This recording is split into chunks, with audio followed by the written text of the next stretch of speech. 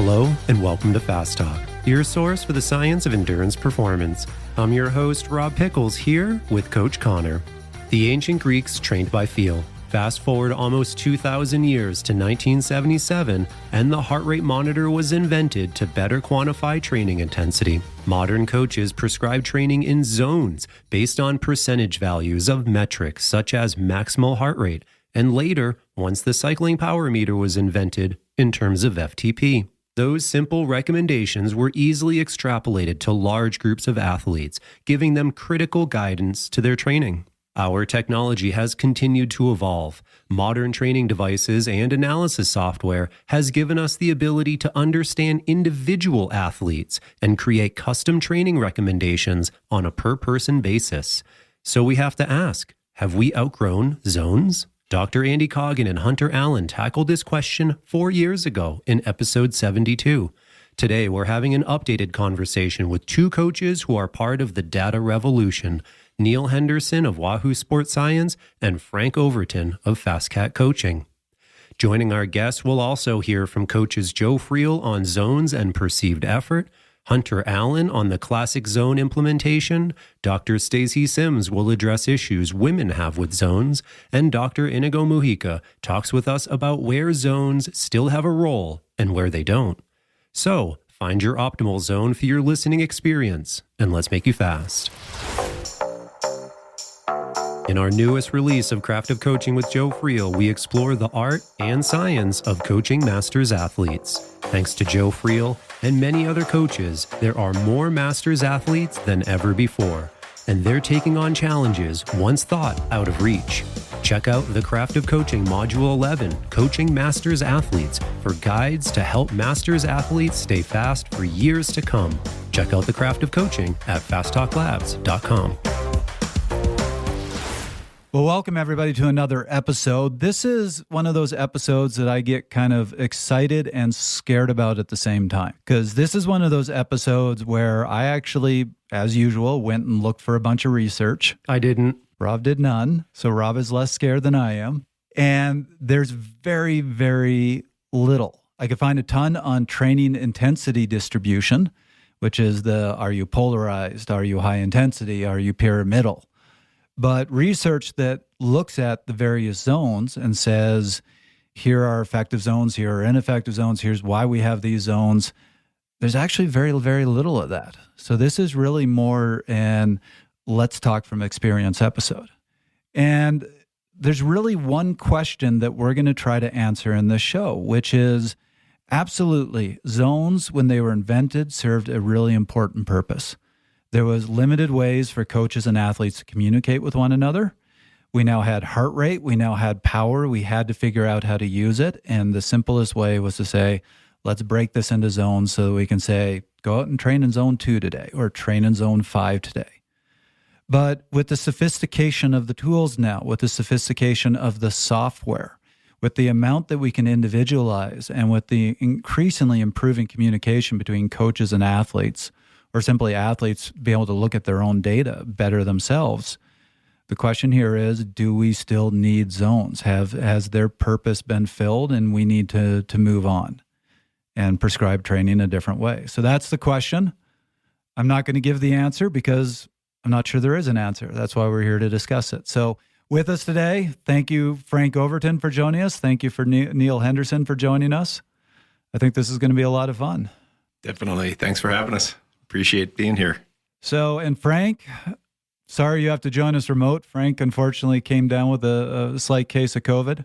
Yep. Dodged the bullet for 3 years and then bragged about it last week and then got it. Oh, no. Oh, you did that yourself. Yeah. The wife brought it home and then, I got tested positive Saturday morning. So let's start with what I've already touched on, and I'll throw this to the two of you because I really want to hear your opinion. But what was the historical role of training zones? I mean, we could go super way back, like maybe over 2,500 years, and think about some of the earliest prescription of exercise for health, wellness. There's a few different things. If you even think of probably like the Hippocrates as the father of medicine, part of his prescription was about exercise and activity. And so there were different ways of describing the kind of exercise, the effort, what we would consider intensity, nowhere near the degree that we can do now with external output or a physiologic response like heart rate or even something like muscle oxygen or, all these other variables. But I think, there's been some way of talking about how hard we should be working to elicit appropriate changes or responses that we're looking for that predate a lot of our, newer technologies, for sure. Then the realistic aspect of what we consider zones now did not come into, rigor into the 1900s, mid-1900s really is what I'm more aware of. I think, too, that we have to consider human nature. There is an infinite number of ways that we can describe intensity, an infinite number of discrete wattages that you could work at. And we love to put things into nice, neat little boxes, tie them up with a cute little bow. It makes our life easier to talk about 3 training zones or, heaven forbid, 5 or maybe 7 training zones if you're getting a little crazy. But that helps, I think, understand and grasp the concept.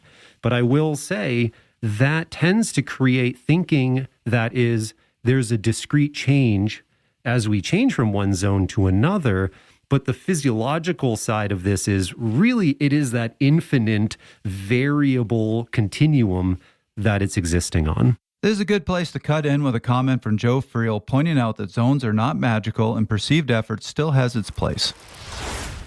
Zones are simply just a model is all they are. They are not the end-all and the be-all of training. They're just a model. Models are never perfect. We're never going to come up with a model for how you gauge intensity that's perfect. It's just not going to happen. So we have to come up with something that's imperfect, and we've got this thing now blooming we call zones. And I see no problem with using it, even though I know it's not perfect. There are lots and lots of problems with it. If we use heart rate zones, well, what happens if you have coffee before the workout? You have too much coffee before the workout. Now what happens? What do we do? How do we, after a while, it gets really confusing. And how do you focus on what you should be doing? When I was a young athlete, now I'm going back to the 1950s and 60s, when I was a young athlete, we had none of these devices. All we didn't have a stopwatch. The coach had the stopwatch. All I had was RPE. I could say and all we talked about was hard, it was easy. That was basically starting point. It was really hard, or it was really easy. Or it was kind of in between, it was moderate. And then that became our system of talking about. It wasn't perfect, but we could communicate about how we responded to it. Looking back now, sometimes I think that was actually better than what we do right now with all the data we collect on an athlete, not only their heart rate and their power outputs, but their pace and their speed and their lactates, and, accumulating in the blood and all these things that we're going into anymore. We've kind of gone over the edge, I think, to some extent, and we need to be very cautious with all this stuff. But would I give up using zones because of that? No, it's just a model and it works. Maybe you want to modify it for the athlete based on what you discover about them, how it feels, going back to the age-old way of doing this, how it feels, and modify their zones. But, there's nothing wrong with having zones. It's just a model, and we need to get over it and relax on this topic. I got to just interrupt here. And I thought you originally said 25,000 years ago. 2,500. Yeah. So I had this picture of a guy running away from a woolly mammoth with another guy yelling, really, really fast. That's pretty good. Yeah, that's the 2-zone, all and none. Yes. All or nothing. That's the fight or flight. You don't have to outrun the bear. You have to outrun your friend. Exactly. Yep. Whoever's with you. So Frank, any thoughts here? I'll just take the polar opposite. And, when heart rate monitors and power meters came along, zones became a way to use those devices to, modulate how hard or easy you should go. And, I think everyone quickly found out there was a lot of modulations, and, that's like the 7-zone system. And then like zone 4, A, B, and C, or, all that came along, and we've shifted away from that. And at Fascat, and, a lot of coaches I know, we really just kind of gravitate toward just a standard 5-6 zone system, zones 2 through 7, and seems to be working pretty well. It's kind of interesting, though, as you mentioned in the introduction about some of the things of looking at training intensity distribution, even, thinking of like 80-20. Well, that was actually with 3 zones. And so there is some aspect of where those cut points are what created those delineations of one zone or one range to another. I a lot of times do think of zones as ranges anyhow, but, are they anchored based on a physiologic actual some sort of a change in what's happening and how we deliver that energy or how the physiology responds to that?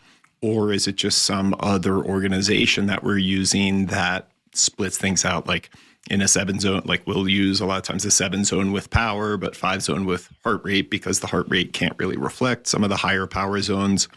And so the heart rate response is not really then quite useful in that same regard. And so thinking about even, in those lower couple zones, there's actually not a lot of physiologic difference between what I would consider on like a 6 or 7 zone, like zone 1 and 2, in terms of, is there any real change in the physiology? Your heart rate's slightly elevated in both cases, zone 1 and zone 2. Lactate levels are going to be fairly stable in either one of those. You might have a little bit of a shift in substrate utilization, but there's not going to be a lot of any other differences. The muscle oxygen levels, like all these different things, are going to have very minimal difference. And so it's just kind of trying to often put maybe from zone 1 to zone 2. I think about that as that zone 1, we put a ceiling. So you try to stay below that for active recovery, just to promote speeding of recovery from one session to the next. So the harder days, you can go harder in that way. I'm not going to take credit for this idea. We'll put this in the show notes. I can't remember exactly what episode this was, but we had Hunter Allen and Dr. Andy Coggan on the show, and we were talking about zones. And I'm paraphrasing them a little bit, but this was the gist of it. They said there is nothing magic physiologically about the zones. It's not like you train right in this zone and you're going to get this magical response. They said zones are a communication tool. It just made it much easier for coaches and athletes to work together and for the coach to give that athlete guidance. And that's more of how you really should be looking at them. Let's hear from Coach Hunter Allen himself from a conversation we had about how zones are just a guide, so tried and true basic zones are good enough for most of us. I think that the classic Coggan power-based training zones or levels are probably good for 80 to 90% of the folks out there. There's a 10 to 20% that need the customized, individualized levels or zones. Those are the folks who have larger VO2 maxes or a higher anaerobic capacity than would normally just kind of fit in the classic ones. So absolutely, you need to kind of test yourself. I think that's where you have to test yourself. You've got to see these different ranges. You've got to gather enough data, look at the power duration curve, and then see, should I really use individualized zones or not? We need software to do that. And so that's really a great benefit of having software to be able to do that. So that's great. But absolutely, both things are valid. You got to have both. Some people need them, some people don't.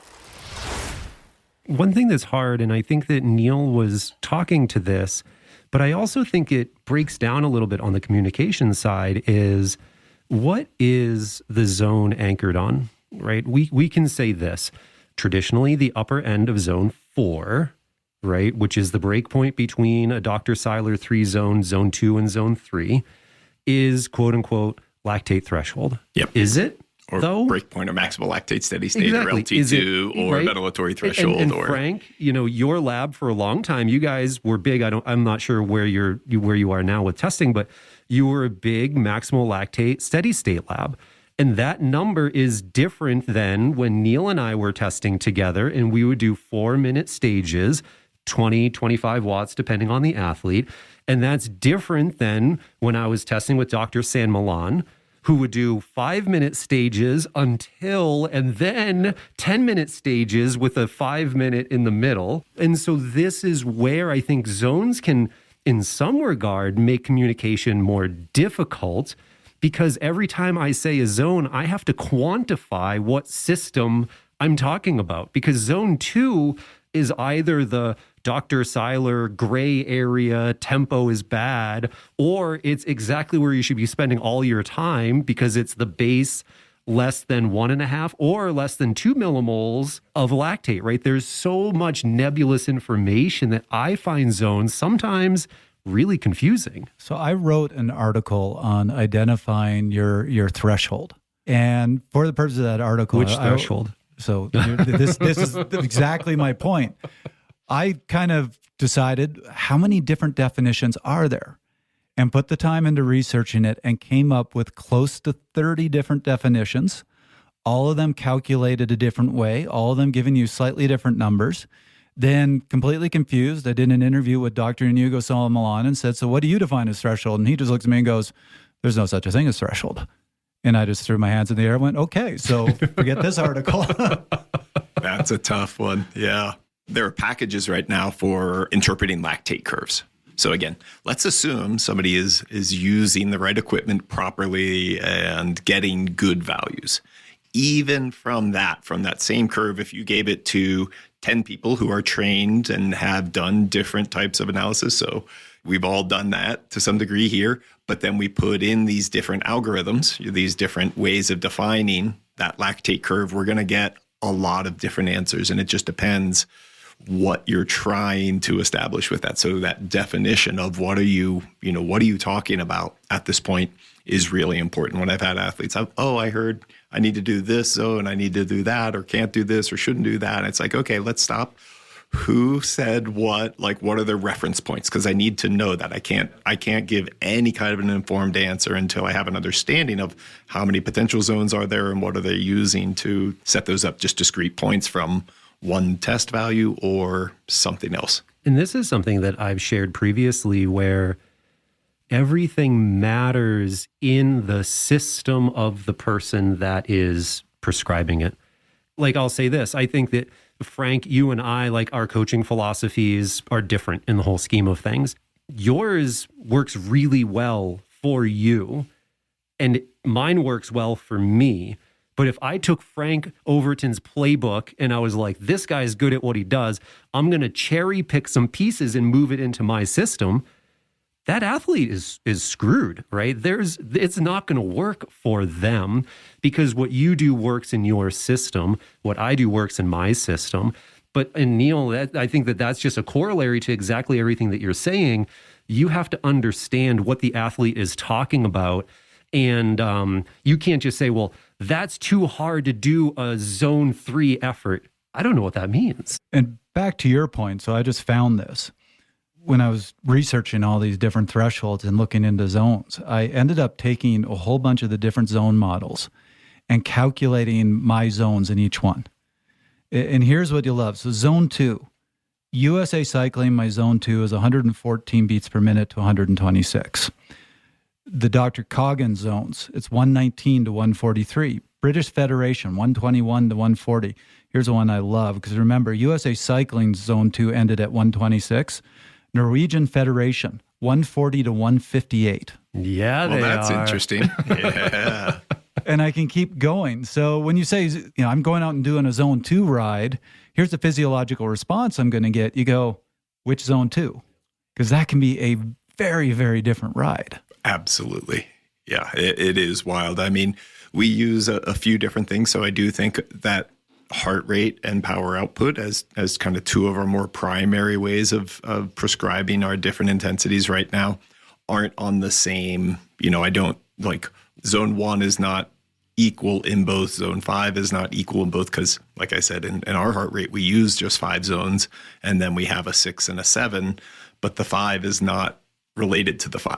Yes. So we use actually different targets and power output in that way. So like your mean maximal power for endurance is going to be related to, say, an FTP, kind of sustained power, threshold power, lots of different names. Again, we could get those 20 or 30 different names to define that point. But even within that, we may have really zone 1 recovery, zone 2 endurance, zone 3 tempo, and zone 4 threshold, all related to that one target. Then as we start to go to the higher levels, we do use a max aerobic power target, more analogous to like a 5-minute mean maximal power, We then go into an anaerobic capacity, which is closer to a 1 minute power. But the way we do that in our testing method, we do a single session, and that 1 minute power is the very last thing that somebody does. So it's not equal to their fresh 1 minute power. So an anaerobic capacity workout that I would prescribe based on that value is different than somebody, if they think, oh, Neal uses a 1 minute max power, they're going to be actually overshooting because we're probably 10% less than that actual value because there's that fatigue, accumulation of work prior to that effort. And then that neuromuscular power is the absolute kind of peak 5-second power. But even sprint efforts, in most cases, we might think of those as being some lower percentage, 60, 70% of peak neuromuscular power for 15-second intervals is actually pretty darn hard, where 60 to 70% of FTP is not very hard relative to that FTP. It's quite sustainable for many, many hours and was really. So, I mean, it sounds like we're all saying a pretty similar thing, which was probably the key role of zones was to give guidance, to give structure to training. But there's nothing particularly magical about the zone. Saying I'm going out and riding zone 2 or I'm riding in zone 4 can mean a whole lot of different things depending on who you're working with, and doesn't in and of itself necessarily mean it's going to be a successful ride. There's more to your workout than that. So the second question that I have for us to discuss here is, are zones becoming antiquated with the sort of software we have now, with what you can get on the computer that you have on your wrist or on your bike? Do you really need those? And I give you an example. I think right now in WKO, you get this amazing power duration curve that shows you your strengths and weaknesses, your profile as an athlete. There's a particular version that will show you, it'll tell you, you're weak in this area, you're strong in this area, and you can use that to zero in and saying, it's telling me I'm weak at this kind of 1.5 minute effort. Yes, you are. In my case, super weak. Amazingly, shockingly weak, but you can get it fine-tuned down that much for you. So does that somewhat antiquate zones? Do we still need them? Well, before the guy who works for a company that is really good at this jumps in, I do want to jump in real quick and say, I think that we're well past the point of establishing one value in our physiology and then trying to derive everything else off of that. Meaning whether or not you view that as critical power or FTP, that's a totally different argument I don't want to have.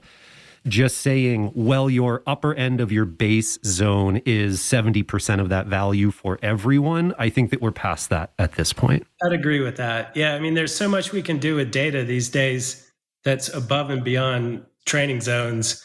But for the sake of zones, it's like the software back then, let's say 20 years ago, it was all shiny and new, and we could look at time in zone and all that. Now, 20 years later, we can look at the power of big data and optimal training loads. We can look at wearable data and how that balances out with your training stress and training loads, and a lot of more powerful software analysis tools than just training zones. I think we've all got training zones. We can tell an athlete, how hard to go ride, and they can go do it, and we can see it in the software, and it's as simple as that. Yeah, I think where some of this is going is, looking at that combination of the external output as well as the physiologic response. So like your power output is just that, external power output. That's the work you're doing. Physiologic response, again, heart rate being that simplest, that thing that we've had most access to for a long time. There are those other, newer tools, muscle oxygen, and probably continuous lactate is coming before long. I would not be shocked to see that as something that you're going to see on a bike computer as you're riding along, another physiologic response. But there's one other element here, is what's going on between your ears, what that feels like. That perceived effort, is one of those things. And are these things syncing up, matching up, is going to be something that's kind of a little bit of an interesting aspect of that. Even, we could probably agree, if we think of a categoric 1 to 10 scale on perceived effort, that, that break point, whatever we want to call that, is probably around a 7 out of 10. But if you've ever done a straight hour of power, if you've done an hour on the track, do you think that holding FTP after 30 minutes or 40 minutes is the same 7 out of 10 as it was in the first 2 minutes? It might be a 3 out of 10. 15 minutes in, it might be a 5 out of 10. 30 minutes in, it's 7 out of 10. 45 minutes in, you're at 11 out of 10. And 59 minutes, you're at 15 out of 10. I wouldn't know. Never been able to make it that far. Yep. Exactly. So basically, like, you look at those different things between your external output, how your body responds to that, a strain, maybe physiologic strain or stress response, and then actually what you're perceiving, an internal strain, I think we often call that from the psychological perspective. And so, FTP threshold, whatever output that is some value. Normally we would say on a 1 to 10 categoric scale of RPE, that's around a 7.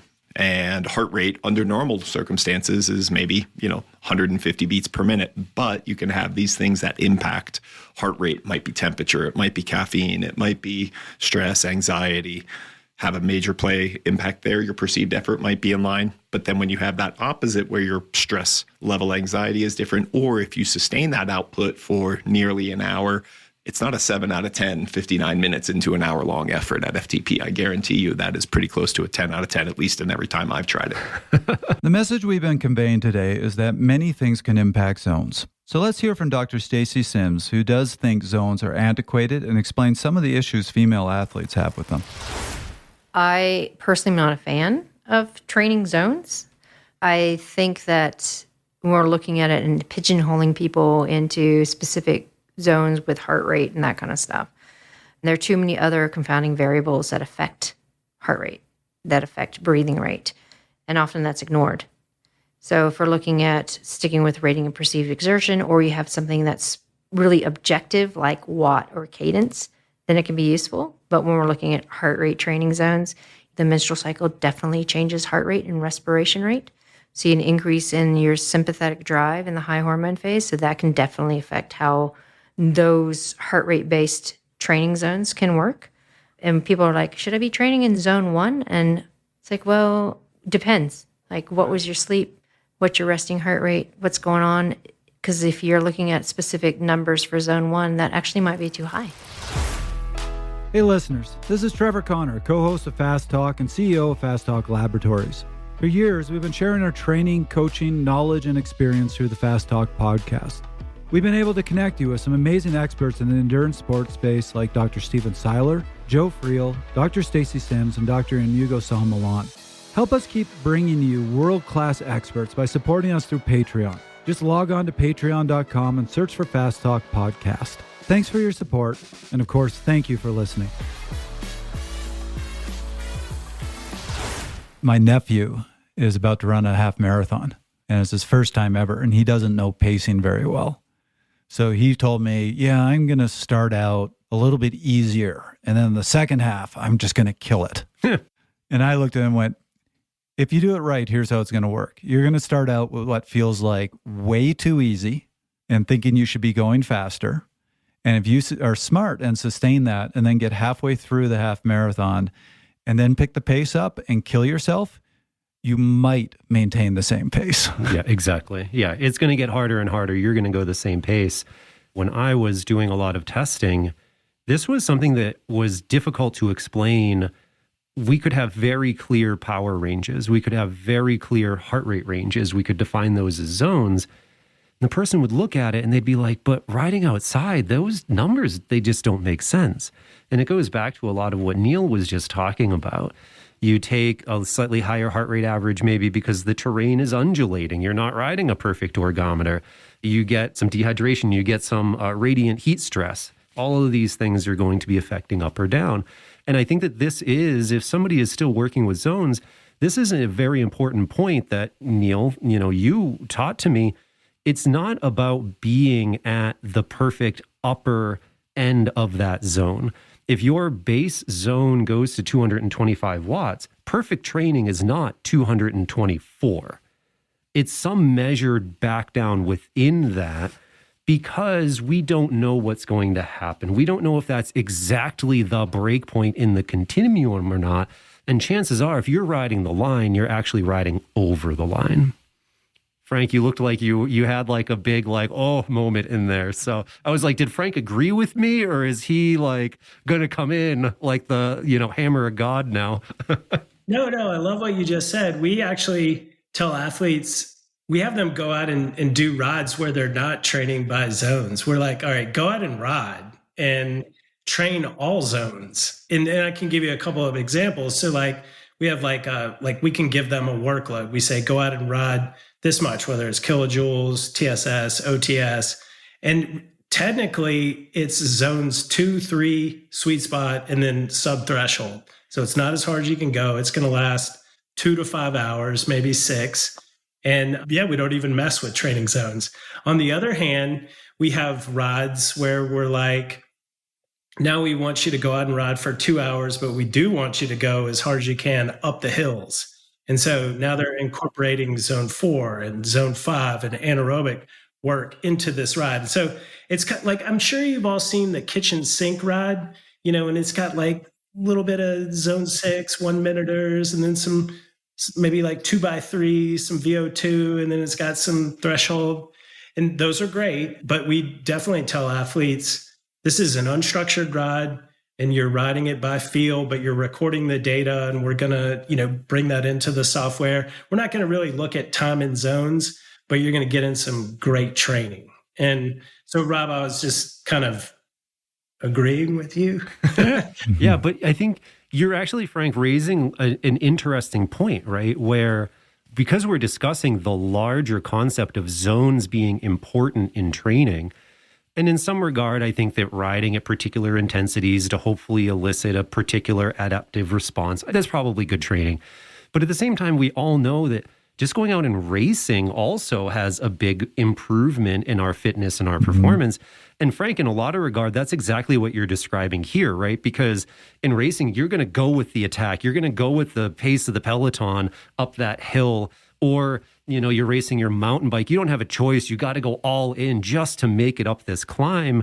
So it's really interesting how you're using that in your training. That's your prescription is to go by feel, to go by what the terrain dictates, to go out and have fun and engage with the activity that you're doing. Yeah. And bear in mind, that's not like 5 days a week. I mean, you mix it up with, some days you're doing structure where you are maybe emphasizing a particular zone. And then other days it's maybe this unstructured work. And what's nice for athletes is they get that on their training plan and they're like, okay, I'm going to join this group ride and it's fun and it's flexible.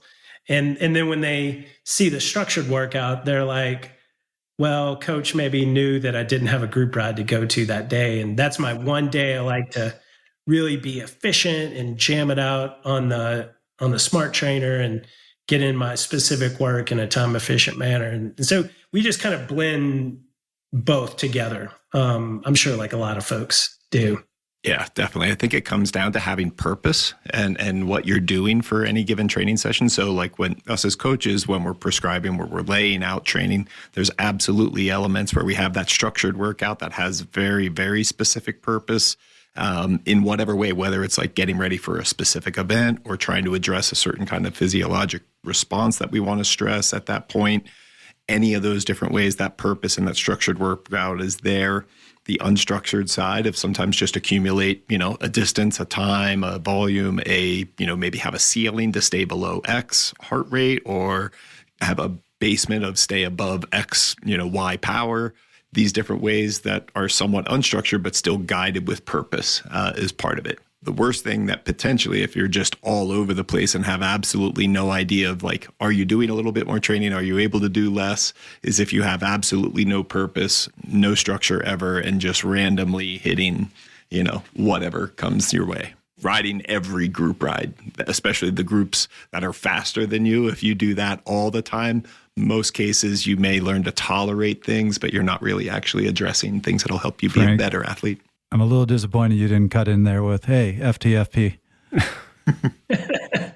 Well, I have my stickers over here. Behind you. There we go. Nice. I love it. FTFP is about developing good training habits, as you know. And it's nice for us coaches to be able to design a training plan, explain it, and then have athletes go off and do it. But training's got to be flexible. And also, even the best thought out training plans need to be flexible with how the athlete is recovering. And if they're, not recovering like you would expect, the training plan should adapt accordingly. And one point I was going to make about zones, and one thing that we have been doing lately is, because we're kind of touching on all the different, like Trevor, you were talking about all the different ways we design zones. One thing we tell athletes, we've been trying to keep it super duper simple lately. And we try to get away from FTP this and all the other things. We talk about going as hard as you can and then not going as hard as you can, and having them use their power meters or their heart rate monitors to do either or. And so we tell athletes like zone 4, 5, and 6, hard as you can. And then zones 2, 3, and sweet spot, not as hard as you can. Use your power meters or heart rate monitors accordingly. And of course, you have to, coach them on what that actually means. You don't want to go do the first 1 minute interval as hard as you can and crater on the next ones. And so there's some coaching and, some data analysis within that. But when you do explain it to an athlete that's new to training, hard as you can, not as hard as you can, they get it. And it's fun to have them kind of train that way. Yeah, I'm very similar. If I prescribe a 1 minute, it's 1 minute as hard as you can, but you're doing 6 of them and they all have to be the same intensity. So yeah, exactly. And I think that that's a big takeaway too, even just from doing all the lactate testing that I've done in the past, is that information I found to be very valuable for defining a base zone, a tempo zone, maybe even a sub-threshold zone. But once we got above threshold, LT2, whatever you want to call it, lactate was sort of out the window for me, and it was very much just about effort and ability at that point. But something that I wanted to bring up that I think, Frank, you were alluding to, and then Neal, you as well, the purpose of why you're doing, and then the infinite number of possibilities that you need to be considering when we're talking about prescribing workouts. And this is an area that I'm in right now with Melissa, my wife, where she was injured last year. She has not raced in a long time. I'm writing workouts, and I'm including some things like pace or heart rate in there. But in all honesty, I don't know if that's the right pace or not for her. The weather's bad. She's on the treadmill. And so I'm providing very clear descriptors of how it should feel, what it's equivalent to, what the purpose is, what we're trying to achieve. And I say, this is more important. If you're not running exactly 545 miles, that's okay. That's secondary to all of these other pieces. I'm putting the zone second in the overall purpose of why she's doing that workout today. This is a good place to hear from Joe Friel again, who talks about the importance of learning the feel of a particular wattage or zone. One of the things I used to do with athletes when we got, you get a device on your handlebars that's got your power and it's showing your heart rate and your speed and all this data up there, is I would occasionally assign a workout to an athlete and I would tell them, I want you to put your power meter in your back pocket or put a piece of tape over it. I don't want you to look at the entire workout, but I want you to do the workout as I described it. It may be intervals, it may be a tempo sort of thing. It could be a race type effort. It could be lots of things we're doing here. And then we get all done. I want to be able to take the data and compare it with what you were experiencing. That's a great thing to understand, is how does it feel when the athlete is at this power or this heart rate or this speed or whatever it may be, this pace? How does it feel to them? That's a great place to go back to, and it forces the athlete to go in, to think about their training as opposed to going out and looking at something on their handlebars or on their wrist. They've got something here which is now internal, and that is really the most important thing, is what's going on within that athlete and how they feel about it. That's the most critical thing. So sometimes if we can remove the data but still compare it later on, as I've done with my athletes over the years, is compare the data with their perceptions. It provides great information, great feedback for me as a coach, and also great feedback for the athlete. So there's so many things we can do with all this data, but I'm afraid to become too focused on the data. So I'm going to flip this question around. I started with the question of, are zones antiquated? And throw a question out to you that I think you guys have started to answer, which is, where do you still use zones now? Is there a place where you say, these are still really valuable, I still like giving my athletes zones, I still like prescribing by this?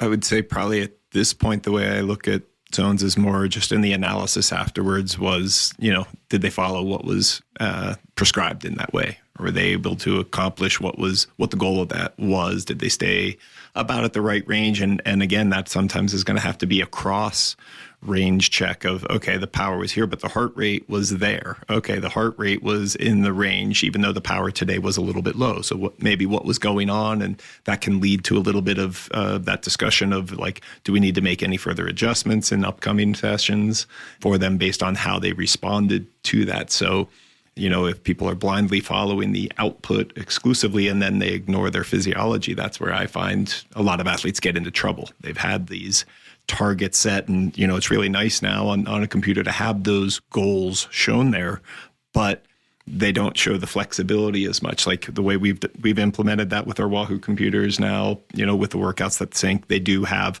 a power target, but it's actually a range, a little bit lower and a little bit higher, because we do know that some people can produce a little more power outdoors for that same effort. Actually, some people can produce a little bit less because the variability is greater. Any given day, you have a little bit of a plus and minus. And so kind of building that little bit of tolerance is helpful rather than, must be 300 watts. And if you're at 299, you're getting like bad message, or you're not hitting the goal. So having a little bit bigger range is kind of helpful in some aspect there. Neal, this might be giving away the secret sauce, but, in your experience, if I'm going out and I'm just going to say a sub-threshold workout, I'm going to do some long climbing intervals, and my power, spot on, it's right in range, but my heart rate, it's a little bit high, or maybe my heart rate's a little bit low. How do you expect athletes to adjust? Do you say, my heart rate is a little too high, but my power is good, I feel good? Do you say, oh, no, you're exceeding a zone with one of your metrics, you better pull it down, even though your workload maybe isn't quite as high as it could be? Yeah, I use more the 2 out of 3. So that perceived effort in conjunction with the external output and the response.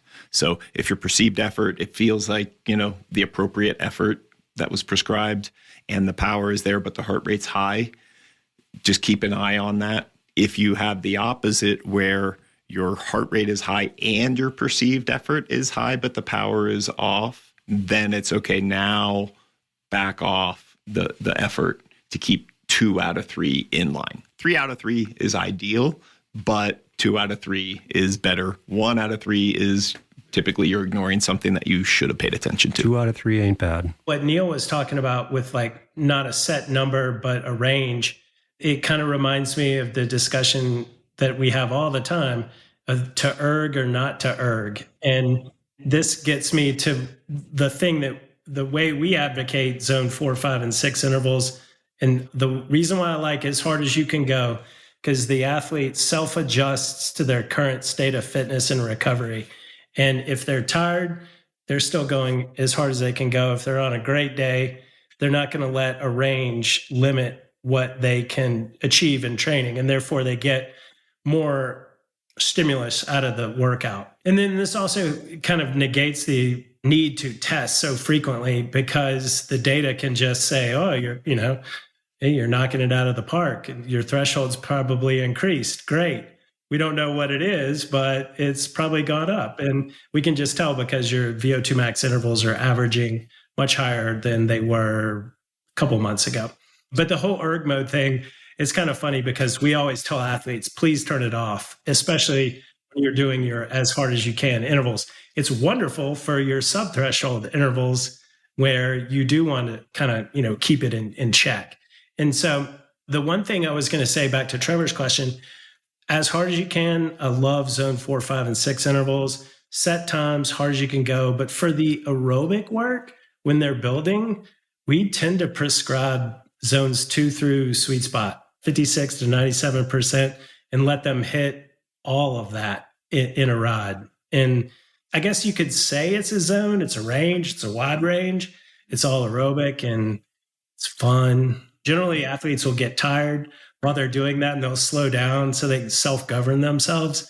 But they can generate large training loads and get a great workout or great build workout out of that way. So me personally, I was actually surprised to realize, this is about a year ago when I started looking at my athletes' training plans, I had stopped using zones in the prescription. I used to.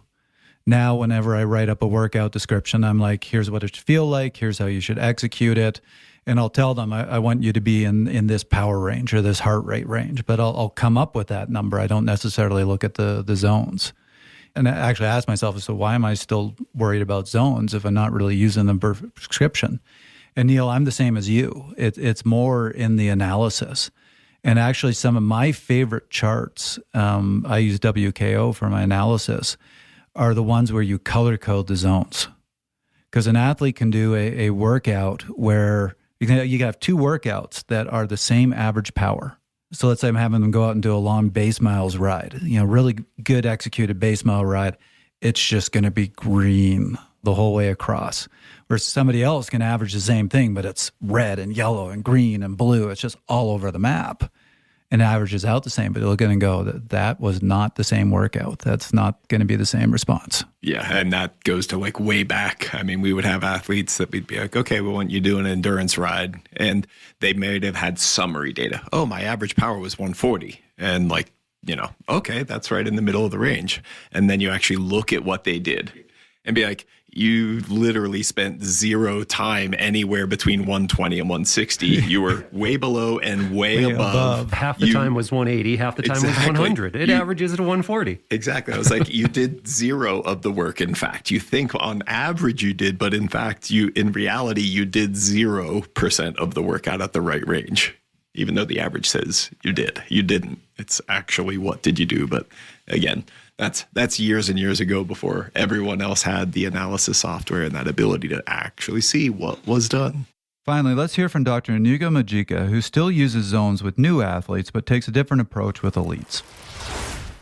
I think that general training zones is something that we can only apply if we are dealing with low-level athletes or moderately trained athletes, and we have to cater for dozens of clients simultaneously. When we are working with highly trained or elite athletes, we absolutely need to individualize those training zones, and we need to update those training zones because they are going to be changing throughout the season. So I think when we deal with that type of athlete, it has to be absolutely individual. How do you individualize it? Is testing required, or do you have techniques, particularly if the athlete's off racing somewhere and you can't get them into the lab? Testing is required, in my view. So shall we move on to the final question for this? This is kind of a two-parter. But I think we've already started to touch on this. Are there better approaches now than using zones? Yeah, I think that this is a great time to ask about. Frank, you threw out a term earlier that I wasn't very familiar with, and so I'm sure the listeners aren't, and that's OTS. And I think that that's going to get to the future, Trevor, question that you're asking here. So Frank, what the heck is OTS? OTS is optimized training stress. It is a power-based and heart rate-based metric that calculates the workload that the athlete does, the stress, and it's a duration times intensity metric. It takes TSS in Training Peaks and improves it three ways. So number one, it's an exponentially weighted moving average. It's not based on normalized power. Number two, you don't get credit for coasting. So when you go climb left hand canyon and you descend for 20 minutes, you're not racking up TSS or Good OTS. on you, right? Yeah. Yeah. And the third thing, which is in development that we're working on, two more things. So like when you do a 5-hour ride, the first hour, 2 hours feels different than the fourth and the fifth hour. Just like Neal was talking about this, RPE of 7, for going as hard as you can. But when you do that for 60 minutes, the end of the 60 minutes is a 10 out of 10 every single time. So I think we've all done the 4 and the 5-hour rides, and the stress in that fourth and the fifth hour are much greater than the stress in the first hour. And so OTS takes that into account. The final improvement is carbohydrate consumption. So if the athlete does a nice job of fueling their ride, they minimize their stress. And then if they don't fuel enough, there's more stress incurred on the body. And so that's a little bit tougher nut to crack that's coming down the software development path. But for now, OTS is a way that we prescribe training for workloads. And we say, go out and do a 125 OTS ride. So zones 2 through sweet spot. And it's a set amount of work. And then the way that I describe that is when you get sick or you go to the doctor prescribes you medicine, says take 5 milligrams of this per day. Then we can do that with training. We can prescribe set amount of workloads per day. That's like the goal of their training. So go do a 200 OTS or 300. And we know from analyzing power data from certain races, like, Unbound, that's a 600, 500, 700 OTS day. It's a gigantic day. But if you're just doing like the Boulder Bay road race, that might be like a 200. And so you can tailor training based on the workload, and they can ride in all zones, mix it all up into one. And yeah, that's what optimized training stress is. Really glad to hear you take that approach. We heard from Dr. Seiler multiple times his criticism of TSS, which is exactly that. If you go out and do a 5-hour ride and it's the same power all the way across, the TSS score is going to be the same for the final hour as it was for the first hour. But the stress in your body is completely different in that 5th hour. And I also think, Frank, the fact that you brought up the carbohydrate side of things, because when you were on your 4th point, I think about how hour 3 or whatever feels different than hour 1. The thought that I had in my head was, right now I'm practicing shoving as many carbohydrates in my body as I possibly can as I get ready for this Trans-Portugal race. And my thought that I had in my head was, it's actually so much easier in hour 3 when I'm consuming a lot of carbohydrate than when I'm not. And you immediately went to carbohydrates being a factor in this. So I think that that's really insightful that you guys are already looking at that. Yeah, the science is there. And the challenge is getting the athlete to report an accurate amount of carbohydrate that has been taken in. This is actually a cool thing with CGMs. You can bring in that data, and then you don't have to worry about the athlete forgetting how many gels they had. So there's a lot of things to work out and everything, but I think we're at least thinking about it. And then the thing I like about carbohydrate reporting, it gets athletes to really be more aware of their carbohydrate consumption, and it can help them, can help the technology teach athletes, hey, you do need to eat. We're talking 60 to 100 grams of carbohydrate per hour, not 20, not 30. And then it shows them the additional stress they had when they don't eat enough. We have this amazing picture of Rob where he was out for a long ride and completely bonked out of his mind. Trevor, I was an hour and a half into that ride, Trevor. Trying to be nice. Bonks out of his mind, finds this little stand on the side of the road selling honey. Yeah, man, you know that honey stand? You guys have definitely ridden by it. I forget what crossroads it's on, but yeah. And we have this picture of Rob holding this jar of honey dripping off of his face.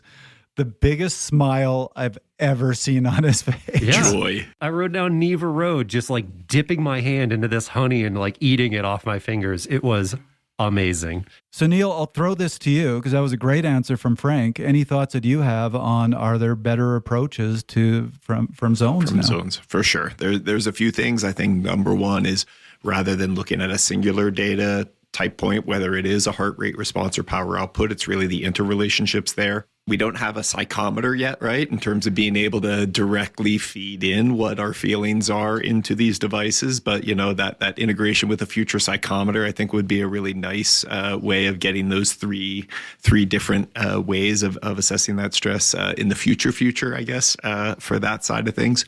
One other area that we're doing actually a little bit more work on is actually even in that external output. It's a net product, right, of torque and cadence. And so when we start to look at training response, for a similar power, if you are varying that cadence to a significant degree, either low with high torque or high cadence with low torque, you can stimulate different types of stimulus. You can generate a different kind of stimulus for the same output, or you can also vary the power output in addition to that cadence and have, that torque profile or cadence profile basically being aspects of being able to create an even more individualized, specific training stress that you can then quantify with those additional variables.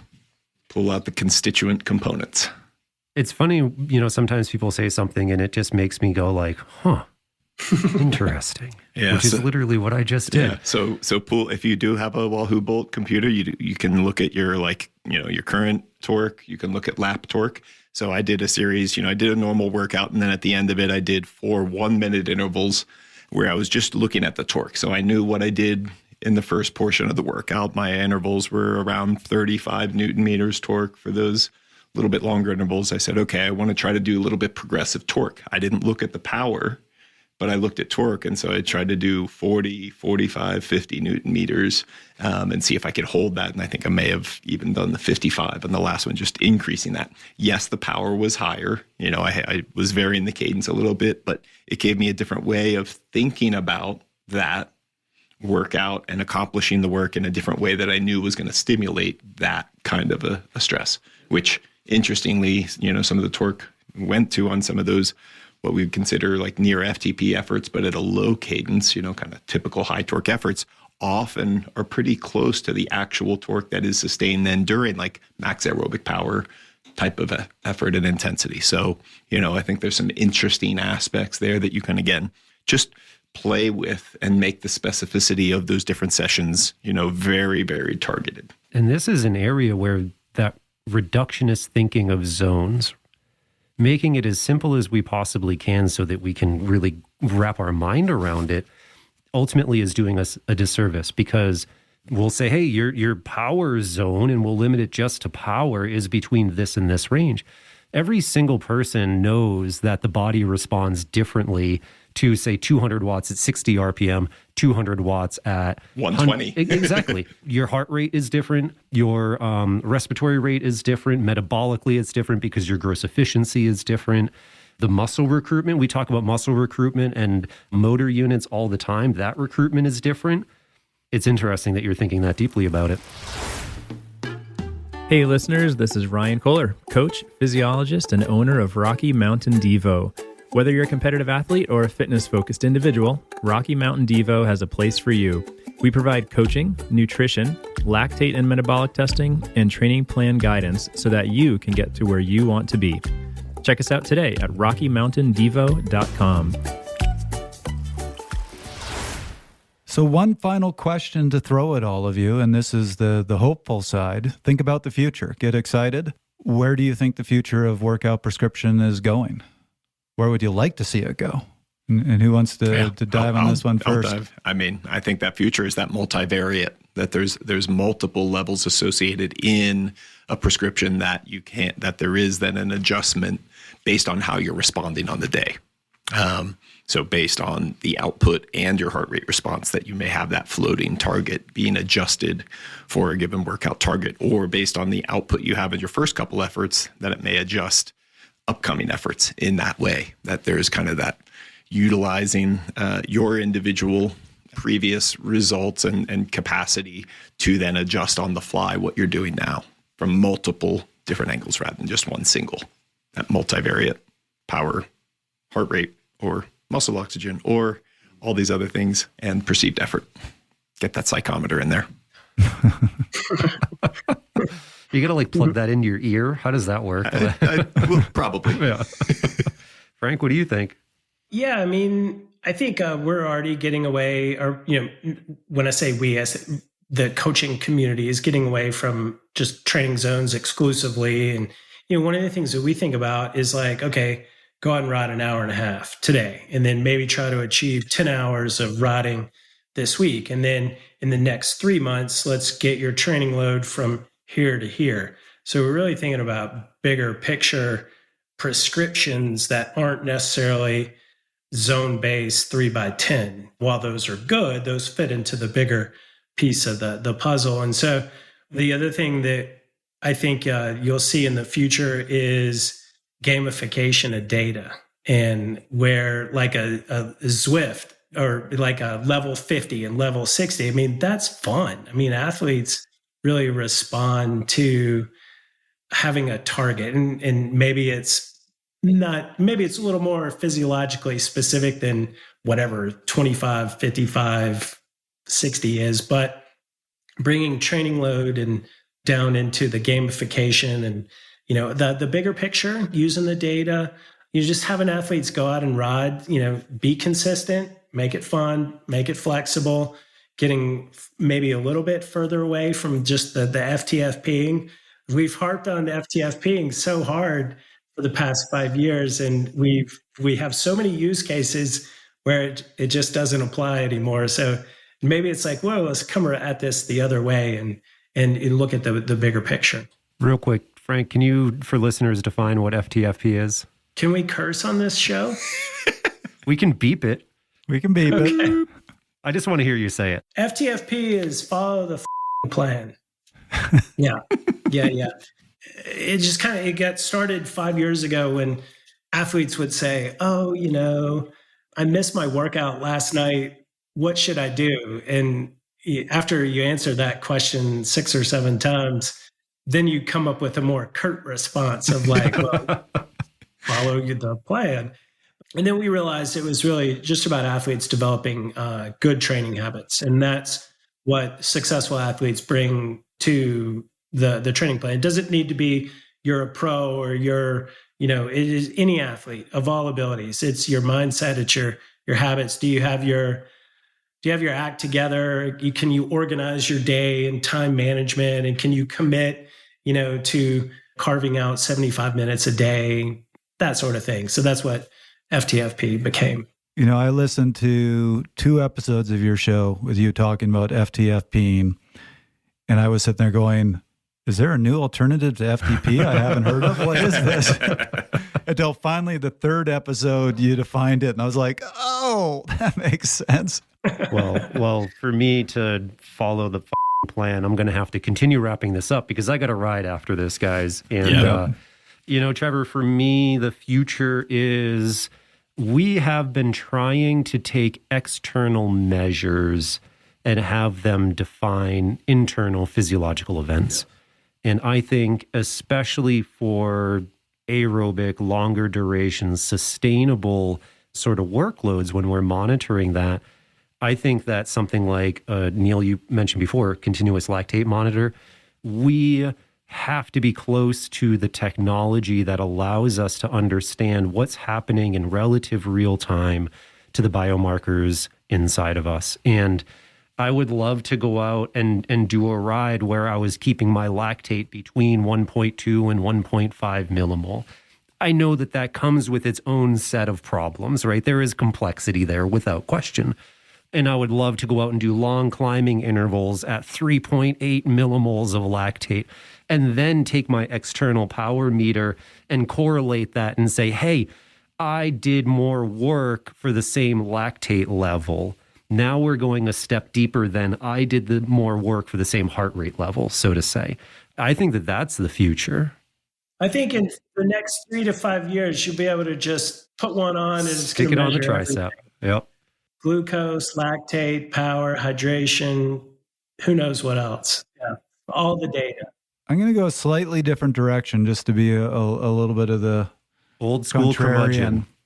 Sort of and sort of no. Oh. So I still think to the end of time, one of the most important things for an athlete is to learn the feel. Is to learn the feel of a steady ride, to learn the feel of the different types of intervals, and to really understand when their body is functioning well, when their body isn't functioning well, to understand how different intensities should feel. And I don't think anything on your wrist or on your handlebars can replace that if you don't have the feel. So I think that's really important. What I see the future as is increasingly sophisticated analysis of the rides to say, here's what you did well, here's what you didn't do well, to help you learn that feel. So you can look in and go, oh, well, I was feeling this, and it's telling me that about that moment in the ride. That's interesting, and can help you the next time you do it improve what you're doing. Kind of like a biofeedback sort of situation, right? So that you can, interesting. I think ultimately, it's more feedback rather than data or, just like lots of different numbers. So making sense of all the bits of information that we can put together to truly be able to then change your behaviors, actions, etc., and adapt, adjust in that way. Adapt. Who needs to adapt, Neal? God, it's overrated. Failure to adapt is fatal. Is adapting to fail? Maybe. Let's see. Failure to adapt is adapting to fail. There you go. That was another episode of Fast Talk. Subscribe to Fast Talk wherever you prefer to find your favorite podcasts. Be sure to leave us a rating and a review. The thoughts and opinions expressed on Fast Talk are those of the individual. As always, we love your feedback. Tweet at us with @FastTalkLabs or join the conversation at forums.fasttalklabs.com. Learn from our experts at fasttalklabs.com or keep us independent by supporting us on Patreon. For Neal Henderson, Frank Overton, Joe Friel, Dr. Stacy Sims, Hunter Allen, Dr. Inigo Mujica, and Trevor Connor, I'm Rob Pickles. Thanks for listening.